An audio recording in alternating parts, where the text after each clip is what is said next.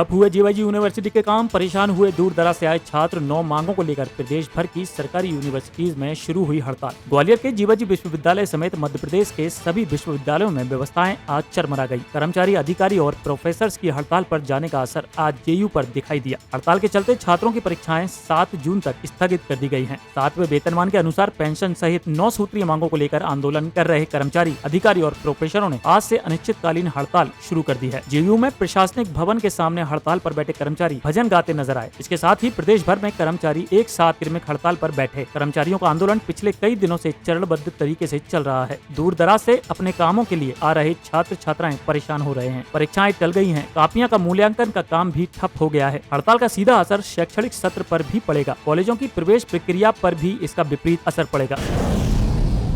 तो धरना प्रदर्शन चल रहा है कि क्या मांगे हैं? जी, हमारी 15 तारीख से बढ़ते क्रम में चरणबद्ध आंदोलन चल रहा है। संघर्ष समिति हमारी बनी है, उसके आह्वान पर आज हमारा 19वां दिन है। आज हम पूर्ण रूप कार का बहिष्कार करके हड़ताल पे, भूख हड़ताल पे बैठे हैं हम।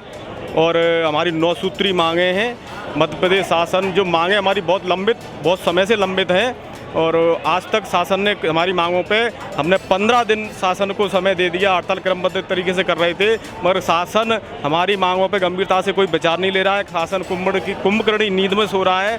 कर्मचारियों के प्रति उनका ध्यान ही नहीं है। जो हमारी संघर्ष समिति बनी है भोपाल में, उसके द्वारा आयोजित की जा रही है। 18 दिन तक चरणबद्ध तरीके से हमने इसको चलाया, इसलिए चलाया कि ताकि छात्रों को परेशानी नहीं हो।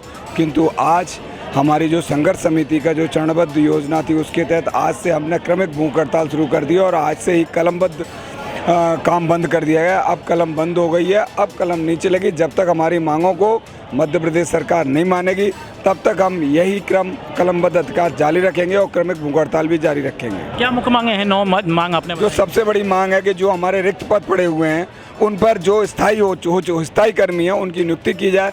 उसमें न शासन को न विश्वविद्यालय के प्रशासन को किसी प्रकार की कोई तकलीफ नहीं है। मेडिक्लेम की जो पॉलिसी है वो है, पुरानी पेंशन की मांग है और हमारी जो वो है डीपीसी है जो कि वो किया जाना है, उसकी मांग है। और स्थायी कर्मी जो हैं उनको 7वां वेतन दिया जाना है।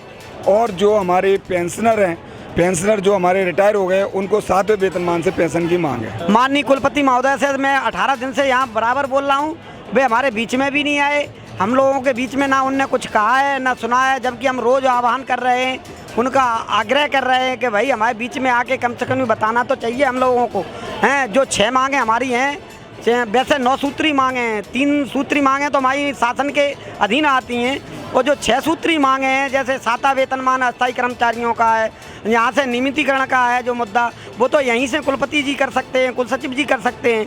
तो ऐसा कहीं कोई व्यवधान नहीं है। ये चाहें तो यहाँ से हो सकता है। अगला कदम हमारे भूख हड़ताल पे हम सभी कर्मचारी जाने वाले हैं। अभी तो 6 ही कर्मचारी हैं, हमारे साथ में और भी भूख हड़ताल पे कर्मचारी जाने वाले हैं और इस हड़ताल को उग्र रूप हम देने वाले। हम कहीं तक भी जा सकते हैं इस हड़ताल में। देश दुनिया की सभी खबरें देखने के लिए जुड़े रहिए आचरण न्यूज से। आचरण न्यूज, हर कदम आपके साथ।